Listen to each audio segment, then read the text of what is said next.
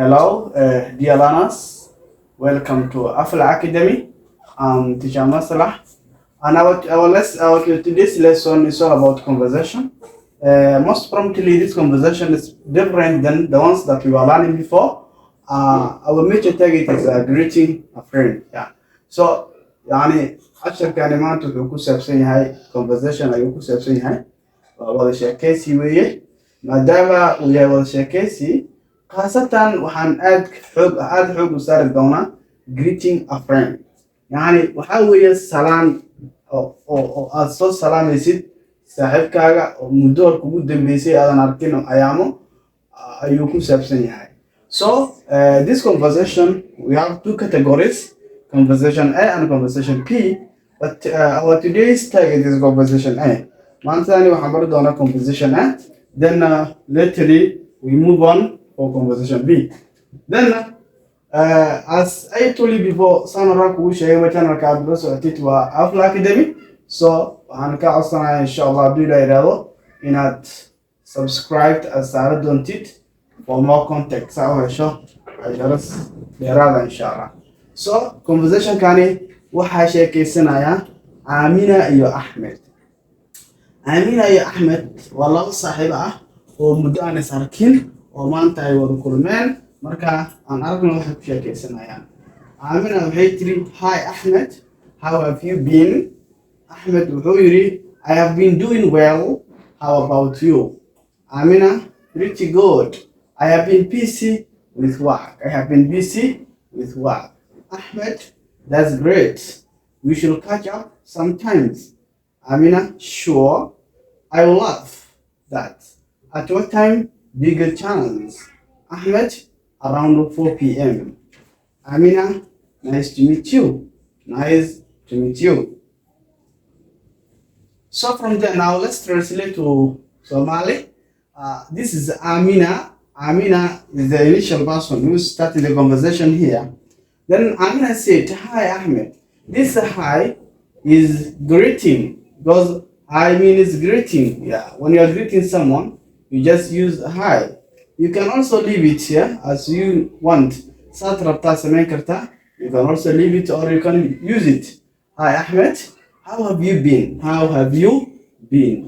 Yani head. Yani haladaal suu ahaa fiicneed joogaa ka waran. Yeah, how have you been? Ahmed wuxuu u jawaabay, "I have been doing well." Aad iyo aad baan u fiicnaa. I have been doing well. Aad iyo aad ayaan u fiicnaa. How about you? Adigana iska waranba. Se ahayd xaaladda caafimaadkaaga? Se ahayd ma fiicneedoo? Aye. Amina waxay u jawaabtay, "Pretty good." Aad iyo aad ayaan u wanaagsanaa. Aad iyo aad ayaan u fiicnaa.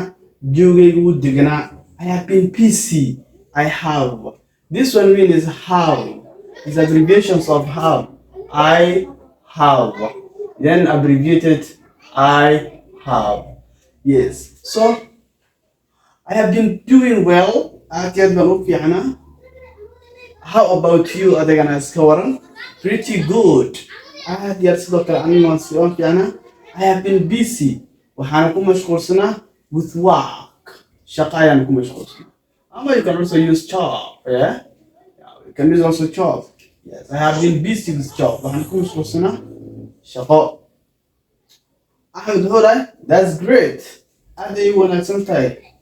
Taas aad iyo aad ayay wanaagsan tahay. Great. A wonderful things, a wonderful moment. Wax aad iyo aad runtii cajiiba waa. We shall catch up sometimes. Waa inaanu soo qabanaa marmarka qaar. Si loo kala tagaysan ahaan waa marmarka qaar aan soo qabano.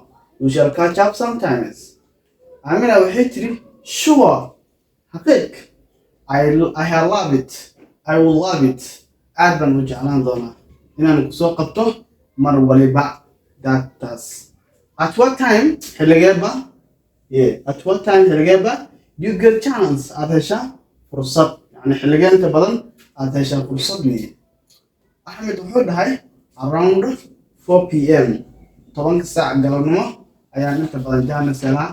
10 saac galabnimo inta badan shaqooyinka laga soo baxmo.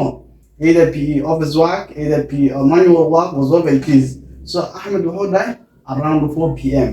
10 saac galabnimo banaanka ayaan joogaa waa jahana ayaan heli karaa." Amina marka waxay tiri nice to meet you kulan wanaagsan. Nice to meet you kulan wanaagsan. So please subscribe for more lessons. Saaro subscription-ka saad u hesho casharo dheeraad ah insha Allah haduu yiraahdo marka casharkan guud ahaan tan ayuu ku saabsanaa. Thank you very much.